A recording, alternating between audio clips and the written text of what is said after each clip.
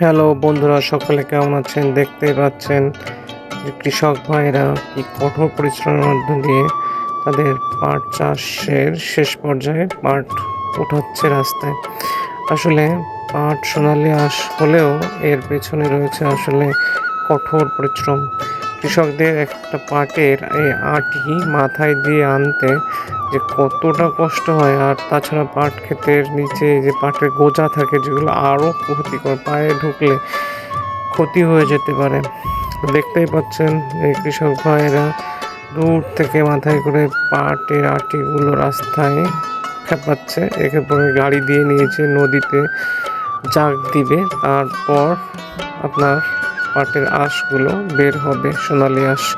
তো ভিডিওটি কেমন লাগছে জানাবেন।